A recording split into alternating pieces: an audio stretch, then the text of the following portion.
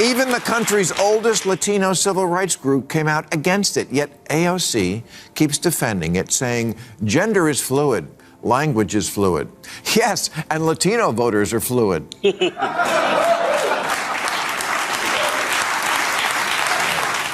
Redress the past, or reach out to the gettable white voter who says, you know what, I'd like a shot at getting in the pot business.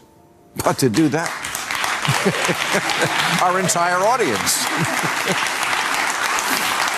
You probably remember when the so-called woke crowd suddenly decided that Latinx was going to be the brand new label for people from South America. They tried to force it into everyday language, as if the entire community would just nod along. But what actually happened? The very people it was supposed to represent laughed it off and overwhelmingly rejected it. And yet, here we are. AOC and her allies seem determined to hang on to that term, even though they now act like they never pushed it in the first place. Bill Maher wasn't fooled by that revisionist spin for a second. On Real Time with Bill Maher, he went straight at the absurdity of the whole thing and tore it apart. So, before we dig deeper into this, don't forget to hit that subscribe button. And let's jump right in. Last week, an 85% Latino congressional district on the border with Mexico, which had always voted heavily Democratic, flipped to the red team. And the campaign manager for the losing Democrat said, "We gave up a reliably Democratic congressional seat for no reason at all. We deserve to know why." Well, aside from your terrible attitude, I'm going to tell you why. Because these voters stopped seeing your candidate as their lawyer. Bill Maher starts things off with a brutal dose of reality, one the Democrats never wanted to hear, but absolutely needed. He points out exactly why Donald Trump, the man they were so sure had zero chance, the man they dismissed as a political joke, ended up flipping some of their prize seats. Heading into the election, Democrats were practically celebrating in advance.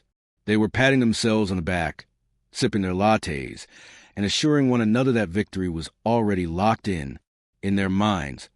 All they had to do was stroll to the polls, toss around some confetti, and wait for the inevitable victory parade. But here's the twist. Voters weren't following that same script. Many had already made up their minds to pull the lever for Trump. Why?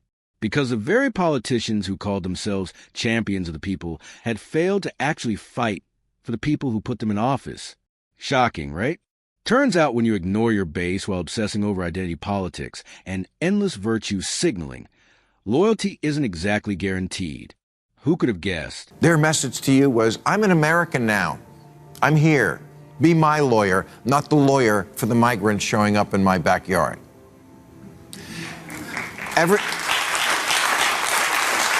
Every month I see a new poll reporting how much Latinos despise the woke term Latinx. It's about as popular with them as a reboot of Speedy Gonzales.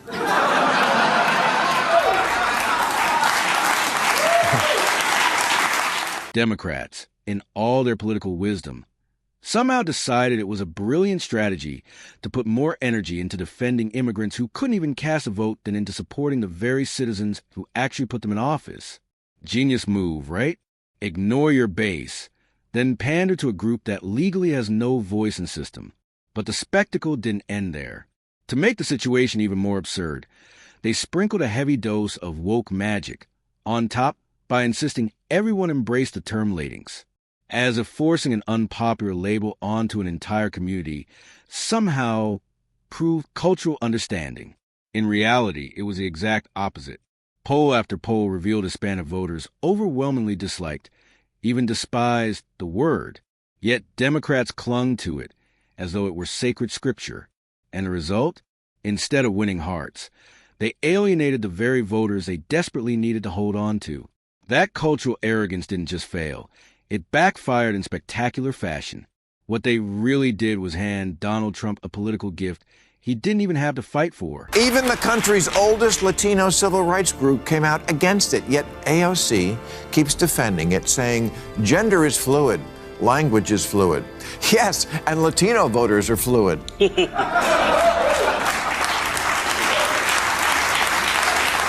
AOC has practically built her entire political brand on defending every single woke idea that comes her way. Her strategy seems simple: repeat progressive buzzwords often enough, and maybe the audience will stay dazzled, almost hypnotized. So, it's no surprise that she's now rushing to defend the term Latinx, a word that, ironically, has been overwhelmingly rejected by the very community she claims to stand for. The irony runs deeper than that. AOC loves to promote herself as this tough, Bronx-born fighter for people. But if we're being honest, that's more about clever political marketing than genuine biography. She wasn't raised in the Bronx in the way she constantly brags about, and her real upbringing is worlds apart from the struggles she tries to embody on stage.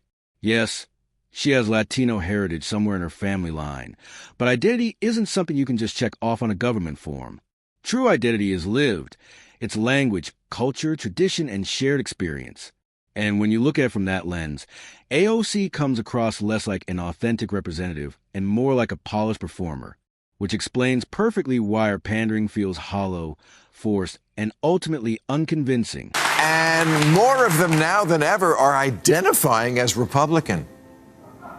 So are Asian Americans, whose support for Democrats is down 16 points since the last election. A lot of that is because, in the name of achieving equity in schools, Democrats in deep blue cities have made it a mission to eliminate the advanced programs at which Asian kids excel. Asian parents said, okay, I wish all kids well, not a racist, but I need someone who acts like my lawyer. What the woke mob never wants to acknowledge is this. By eliminating advanced courses, the very ones where so many Asian students shine, they're not creating equality. They're lowering the entire standard of education. Excellence is being tossed aside in the name of feelings. And the end result isn't fairness. It's mediocrity, spread evenly across the board. Think about it. When you strip away the opportunities that allow high achievers to rise, what motivation remains for anyone else to push harder? Why would a student stay up late, poring over textbooks, or spend extra hours perfecting their skills if, in the end, they're going to receive the same rank and recognition as someone who barely even cracked open a book? The ripple effect is devastating. Students from other backgrounds lose not only their benchmarks, but also their role models, the peers who once set the bar high and inspired everyone else to chase excellence. Instead of lifting others up, the system drags excellence down to the level of complacency. That isn't progress. It's sabotage, neatly disguised as fairness. And in the long run, the ones who suffer most aren't just Asian students. It's every single student in America. If you're a parent and wanted schools to reopen a lot sooner than they did after COVID shutdowns, or think maybe your kid is getting a bad education, partly because it's nearly impossible to fire a lousy teacher, yeah, you're going to say, congratulations, teachers, you got yourself a good lawyer. The Democratic Party's always got your back, 100%. But I've noticed my kid is kind of an idiot. So I may be looking for new representation. There's almost no way to truly measure the damage that woke ideals are inflicting on our education system, and by extension, on the very future leaders this country will one day rely on. The Democratic establishment may no longer hold the same political grip it once did, but the wreckage of their policies still lingers. Nowhere is that more obvious than in our classrooms. We're living with the ripple effects of their disastrous reforms every single day. Look at students today compared to past generations. They're not as sharp, not as competitive, and not nearly as disciplined.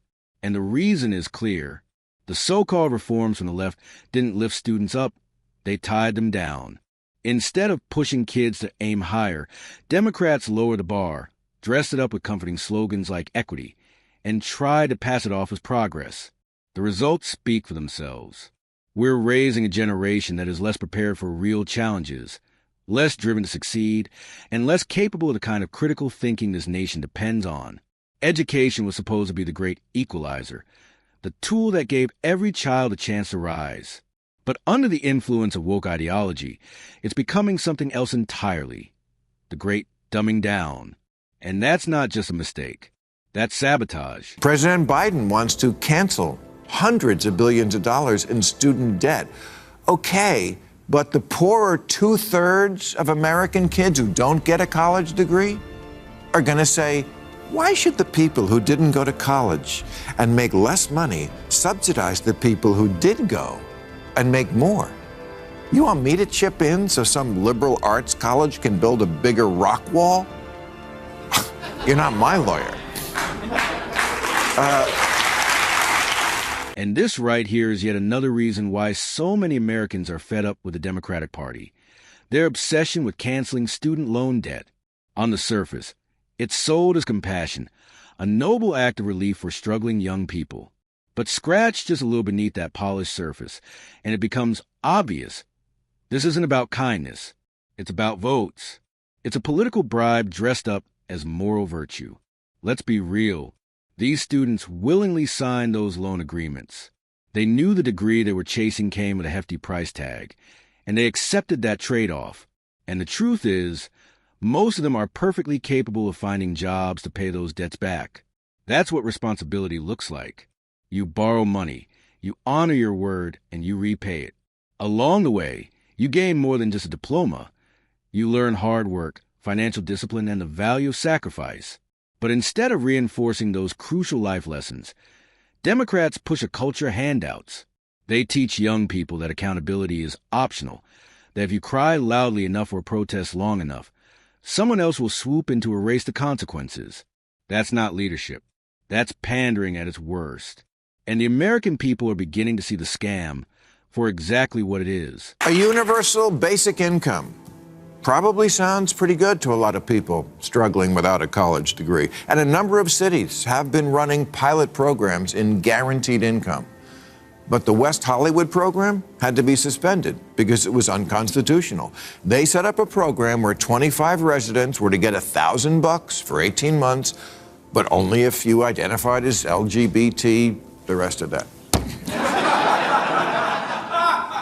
Why? Because they need money more than any other people? Because no one in West Hollywood will hire a gay person? For today's Democrats, pandering to the LGBTQ plus community has practically become their political love language. Every speech, every flashy policy rollout, every over-the-top virtue signaling stunt seems crafted with one purpose: to win applause from that single group.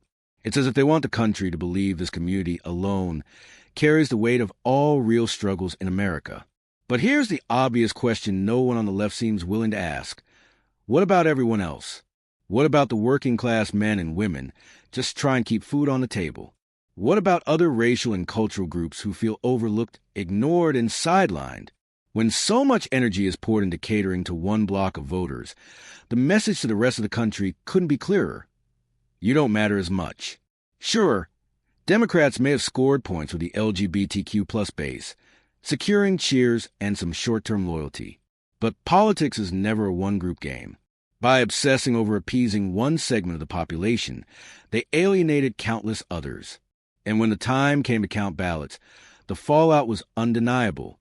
Neglect has consequences, and Democrats are finding out the hard way that pandering is not the same thing as governing. When he ran in 2020, Bernie Sanders said he would legalize marijuana on his first day as president, but that the business of selling pot would be awarded first to those who suffered most from the drug war. And you know what? I can't argue with that instinct. The drug war has been a horrendous instrument of prejudice and punishment for racial minorities. So it seems fair that they jumped the line for weed franchises the way Indians did for casinos. But it's also what's holding up Republican support for legalizing weed nationally, which would be good for everybody. And these are the hard, practical choices the Democrats have to weigh. Everyone knows just how close Bill Maher holds the marijuana cause to his heart. To him, it's not just a hobby, it's practically a religion. For decades, he's made it clear that national legalization is one of his biggest wishes. Now, picture his reaction to the latest twist. Republicans, yes, the very party he spent years ridiculing, are suddenly the ones gearing up to make it happen, thanks to a new announcement from President Trump. The irony here is almost too good. After all the speeches, promises, and endless delays from Democrats, it might actually be the GOP that delivers what Maher's been demanding for years. And that creates a fascinating dilemma for him. If Republicans truly follow through, what does Maher do? Stick with his liberal tribe that talks a big game but never acts, or swallow his pride? Spark one up and admit that the so-called enemy camp actually got it done? One thing is certain. If Trump ends up being the president who brings marijuana legalization to the national stage, Bill Maher could find himself facing an identity crisis like never before. And who knows? If the GOP really pulls it off, don't be shocked if Maher starts seriously flirting with the idea of voting red. Redress the past, or reach out to the gettable white voter who says, you know what, I'd like a shot at getting in the pot business. But to do that, our entire audience. At the end of the day, Democrats seem determined to dig their own political grave.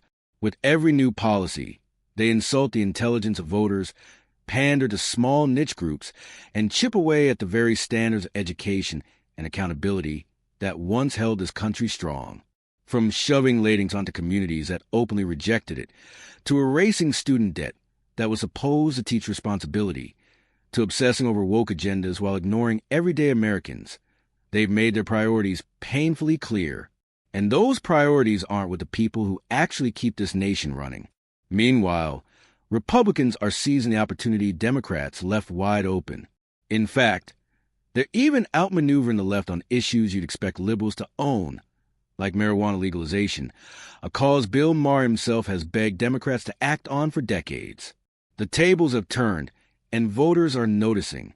People are exhausted by the hypocrisy, the endless virtue signaling, and the hollow promises that never translate into action. When Election Day arrives, that frustration is going to speak louder than any carefully crafted slogan or campaign ad, and that, more than anything else, will decide the outcome. So with that, we bring today's video to a close.